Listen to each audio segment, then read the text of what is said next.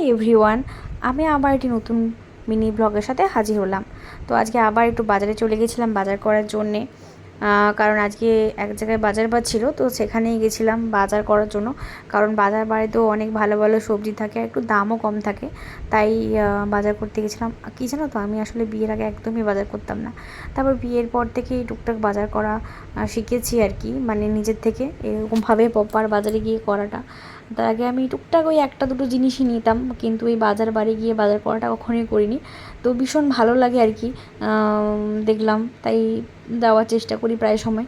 তারপর একটু মশলাপাতি দোকানে চলে এসেছিলাম কিছু মশলা নেওয়ার জন্য। তো মশলা নেওয়ার সময় কাকু গরমের সাথে গল্প হচ্ছিলো, তো কখন কাকু বলছিল যে ওখানে নাকি শর্ট সার্কিট হয়ে গেছিলো। তো এই ঘটনাগুলোই শোনাচ্ছিল, দেন ওগুলোই শুনছিলাম আর কি। যেহেতু বৃষ্টির বাজার সব জায়গাতেই এখন শর্ট সার্কিট হয়ে যাচ্ছে, তো সেটা নিয়ে আর কি অনেক রকম কথাবার্তা হচ্ছিলো। তারপর হচ্ছে কি দেখলাম যে গোডাউনের ওখানে মরিয়া চালও ছিল, তো সেগুলো একটু দেখছিলাম। তার কসমেটিক দোকানে, তো ওখানে একটু গেছিলাম নেল পলিশ নেওয়ার জন্য। তো দেখলাম যে নেল পলিশের বক্সগুলো নতুন এসছে, তো ওটাই খুলে খুলে দেখছিলাম।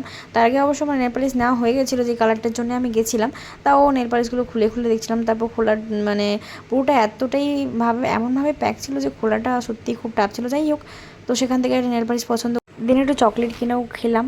তারপর বাড়ির দিকে রওনা দিলাম, বাড়ি এসে ডিনার করলাম।